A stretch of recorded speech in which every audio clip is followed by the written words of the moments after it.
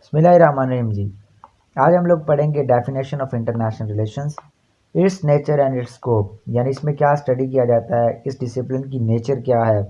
और हम इसके साथ साथ ये भी पढ़ेंगे कि इसकी डेफिनेशन कैसे की जा सकती है। ठीक है जी। अगर आपको ये लेक्चर अच्छा लगे तो आप हमारे चैनल को सब्सक्राइब भी कर सकते हैं, और सब्सक्राइब करने के साथ साथ आप इस वीडियो को लाइक करना मत भूलिएगा। वीडियो को लाइक ज़रूर कीजिएगा ताकि ज़्यादा से ज़्यादा लोग इसको बेनिफिट हासिल करें इससे। तो ये बेसिक्स हैं आईआर की। ठीक है। तो स्टेनली हुफमैन के मुताबिक हाउ कुड वन एग्री, एक आदमी कैसे एग्री कर सकता है एक डेफिनेशन के ऊपर, एक ऐसे फील्ड की जिसका जो स्कोप है वो बड़ा फ्लक्स में रहता है। फॉर इंस्टेंस फ्लक्स से मुराद क्या है कि हम लोग 90s के अंदर जो चीज़ आईआर में स्टडी करते थे वो अब नहीं करते। ठीक है।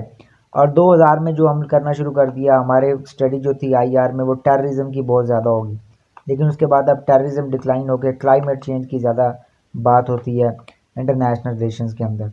और अगर हम 1930s में जाएं तो 1930s के अंदर तो इंटरनेशनल रिलेशंस में आपको इन्वायरमेंट का कोई नामो निशान भी नहीं मिलता, यानी कैसे कंट्रीज एग्रीमेंट कर रहे हैं, उसको कंप्लाई कर रहे हैं या नहीं कर रहे, ये बात आपको कहीं पे भी नहीं दिखाई देगी। तो इसका स्कोप बहुत ज़्यादा कॉन्स्टेंटली फ्लक्स में रहता है, यानी आपको पता नहीं होता कि आज जो चीज़ स्टडी हो रही है कल वो स्टडी होगी या नहीं होगी। दुनिया का फोकस किस साइड पे जाता है।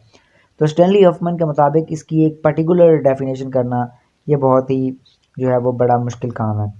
दूसरी चीज़ ये है कि जनाब Goldstein calls international relations as the relations between the world governments and also include non-state actors के गोल्डस्टीन कहता है कि इंटरनेशनल रिलेशंस में ये है कि जो वर्ल्ड गवर्नमेंट्स होती हैं ना उनका रिलेशंस को स्टडी करना। ठीक है, कि वो किस तरह से आपस में इंटरेक्ट करती हैं, और उसके साथ साथ क्या करना है, नॉन स्टेट एक्टर्स को भी स्टडी करना, उनका रोल इंटरनेशनल सिस्टम में, जैसे यूएनओ कि ये पीस कैसे लाती हैं जी। ठीक है जी, यानी ये दुनिया में पीस कैसे लाती है, ये चीज़ स्टडी करना भी क्या होता है, ये इंटरनेशनल रिलेशंस होता है। Then thus it is a discipline, हम ये कह सकते हैं कि ये वो डिसिप्लिन है जिसमें हम स्टडी करते हैं गवर्नमेंट रिलेशंस को, नॉन स्टेट एक्टर्स को, वॉर को, पीस को, डिसआर्मामेंट को, अलायंस को, टेररिज्म को, यानी ये सारी चीज़ें इसके डिसिप्लिन के अंदर आती हैं जो हम स्टडी करते हैं। हम यूएनओ के बारे में भी देखते हैं कि यूएनओ कितनी सक्सेसफुल हुई या नहीं हुई। हम ये भी देखते हैं कि जो टेररिस्ट हैं वो किस तरह से ऑपरेट करते हैं और इनको कैसे डिसमेंटल किया जा सकता है। हम ये भी कहते हैं कि वॉर क्यों आती है, जब इम्बैलेंस ऑफ पावर आता है तो वॉर हो जाती है। ठीक है जी।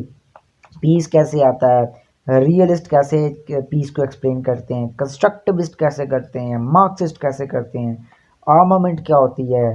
ठीक है जी, और डिसआर्मामेंट क्या होती है, ये सारी चीज़ें हम इस डिसिप्लिन के अंदर क्या करते हैं, बेसिकली हम जो है वो स्टडी करते हैं। ठीक है जी। The nature of international relations is dynamic, ये डायनामिक है, ये चेंज होती रहती है। ठीक है, कभी आप इसमें कुछ स्टडी करते हैं और कभी आप इसमें कुछ स्टडी करते हैं, जो कि हमने पहले ही बात की स्टेनली होफमैन की डेफिनेशन के मुताबिक कि 1930s के अंदर आईआर में इन्वायरमेंट का जो कंसेप्ट है वो इतना स्टडी नहीं होता था। लेकिन आज क्या है, इन्वायरमेंट का जो कंसेप्ट है ये बहुत ज़्यादा स्टडी होता है उसके अंदर। तो वो क्या वजह है कि आज बहुत ज़्यादा स्टडी होता है, क्योंकि डायनामिक है, इसकी कांस्टेंट फ्लक्स में रहता है इसका स्कोप, इसमें क्या स्टडी होगा। और ये इंटरडिसिप्लिनरी सब्जेक्ट भी है। अब इंटरडिसिप्लिनरी सब्जेक्ट क्या होता है, इंटरडिसिप्लिनरी सब्जेक्ट ये होता है कि वो सब्जेक्ट जो जिसको समझने के लिए बहुत सारे और सब्जेक्ट्स चाहिए होते हैं। फॉर एग्जांपल आपको लॉ की समझ होनी चाहिए, अगर आप इंटरनेशनल कोर्ट ऑफ जस्टिस की ऑपरेशन या यूएन क्लॉज को समझना चाहते हैं कि सी में कौन से रूल्स ऑपरेट करते हैं, और जो साउथ चाइना सी में लड़ाई है वो क्यों हो रही है, और अगर लीगल पॉइंट ऑफ व्यू से बात की जाए तो किस कौन स्टेट गलत है कौन ठीक है। तो आपको इंटरनेशनल रिलेशंस को समझने के लिए प्राइमरीली फिर लॉ की समझ होनी ज़रूरी है। फिर आपको दूसरी चीज़ है, आपको इकोनॉमिक्स की समझ होनी ज़रूरी है। ठीक है, तभी आपको पता चलेगा कि अमेरिकन जो जीडीपी है वो कितने नंबर पे है, चाइना की जीडीपी ग्रो किस तरह से कर रही है और फ्यूचर में उसका क्या प्रॉस्पेक्ट हो सकता है।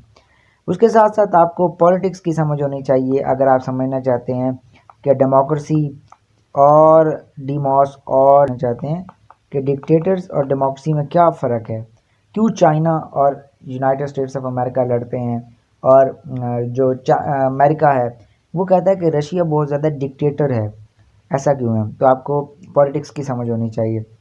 उसके साथ साथ आपको अगर क्योटो प्रोटोकॉल समझना है तो फिर आपको किस चीज़ की समझ होनी चाहिए? आपको इन्वायरमेंट की समझ भी होनी ज़रूरी है, ठीक है जी। इन्वायरमेंट कैसे इन्वायरमेंटल चेंज हो रही है, तो आपको इन्वायरमेंटल साइंस को भी समझना ज़रूरी है। और भी बहुत सारे सब्जेक्ट हैं जिनको मिल के इंटरनेशनल रिलेशंस को समझा जा सकता है। तो इस क्या है, इसलिए इंटरनेशनल रिलेशंस जो आपका है ये एक इंटरडिसिप्लिनरी सब्जेक्ट है, ठीक है जी। States are studied in international relations, ये तो बात तय है कि इंटरनेशनल रिलेशंस में हम क्या करते हैं, स्टेट्स को स्टडी करते हैं। हम किसको स्टडी करते हैं? स्टेट्स को।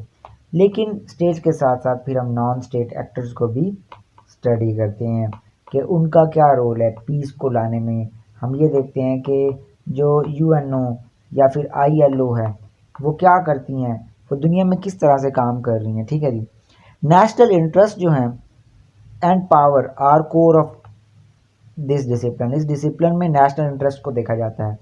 फॉर एग्जांपल हम फॉरेन पॉलिसी स्टडी करते हैं अमेरिकन की, तो हम उसमें भी ये देखते हैं कि जो फॉरेन पॉलिसी है वो नेशनल इंटरेस्ट को बचाने के लिए जो है वो की जाती है। जैसे जॉर्ज वाशिंगटन ने कहा था, ठीक है, जॉर्ज वाशिंगटन ने कि आपकी जो फॉरेन पॉलिसी है वो क्या होनी चाहिए, वो उसमें कोई एक परमानेंट अलायंस नहीं होना चाहिए बल्कि वो नेशनल इंटरेस्ट की बुनियाद पे हो। किसकी बुनियाद पे हो? नेशनल इंटरेस्ट की बुनियाद पे। तो हम नेशनल इंटरेस्ट और जो पावर है कि पावर किस तरह से शिफ्ट हो रही है, ये इंटरनेशनल रिलेशंस में इसकी बार बार बात होती है। उसके बाद international relation is a study of a power as international politics revolve around the power, क्योंकि इंटरनेशनल पॉलिटिक्स में पावर ही है जो ज़्यादातर जो है वो चीज़ों को बताती है, तो इसमें पावर ज़्यादा स्टडी की जाती है। Theories are core of international relation, इसमें बहुत सारी थ्योरीज होती हैं, जैसे रियलिज्म होता है, लिबरलिज्म होता है, न्यू लिबरलिज्म, न्यू रियलिज्म। उसके साथ फेमिनिज्म भी है एक थ्योरी कि औरतों की पार्टिसिपेशन मैक्सिमम होनी चाहिए इंटरनेशनल इंस्टीट्यूशंस के अंदर। फिर एक कंस्ट्रक्टिविज्म है जो ये एक्सप्लेन करता है कि आइडियाज़ जो होते हैं वो किस तरह से कन्फ्लिक्ट को जनरेट करते हैं। फिर मार्क्सिज्म होता है कि किस तरह से दूसरे कंट्रीज इंपीरियलिज्म लगाते हैं मार्केट को कैप्चर करने के लिए। और ये जो है ये सारी थ्योरीज जो हैं उसमें स्टडी करते हैं हम लोग। हेजीमोनिक स्टेबिलिटी थ्योरी को भी स्टडी करते हैं। अब स्कोप ऑफ इंटरनेशनल रिलेशंस क्या है, हम उसको देखते हैं। तो स्कोप ऑफ इंटरनेशनल ये सिस्टम ये है कि इसमें स्टडी ये होता है कि इसमें बिहेवियर ऑफ स्टेट स्टडी होता है कि स्टेट का बिहेव कैसे होता है, ठीक है, स्टेट कैसे बिहेव करती है किसी पर्टिकुलर चीज़ इवेंट की सूरत में, ठीक है, और क्या स्टेट्स के जो एक्शन करने में डिफरेंस है या नहीं है। तो बेसिकली हम स्टेट के बिहेवियर को स्टडी करते हैं। फिर हम लोग नॉन स्टेट एक्टर्स को, जैसे यूएनओ है, आईओएलओ है, यूनेस्को है, इन सब को भी स्टडी करने की कोशिश करते हैं इंटरनेशनल रिलेशंस के अंदर, ये भी इसके स्कोप में शामिल है। फिर वॉर और पीस, प्राइमरीली कहते हैं कि जो आईआर है इसका जो ओरिजिनेशन हुआ था, ओरिजिनेट भी इसी वजह से हुआ था कि क्या वजह है कि वॉर हो जाती है और वो क्या तरीके हैं जिससे हम लोग पीस को जनरेट कर सकते हैं परमानेंटली। ये स्टडी करने के लिए, इस सवाल का जवाब हासिल करने के लिए जो आईआर था इसको एज अ डिसिप्लिन बनाया गया ताकि हम पीस को प्रमोट करें, ताकि ह्यूमन राइट्स को हम क्या करें, प्रमोट करें, जो कि आपको दुनिया में प्रमोट होते नज़र नहीं आते, सिर्फ ज़बान की हद तक प्रमोट होते हैं।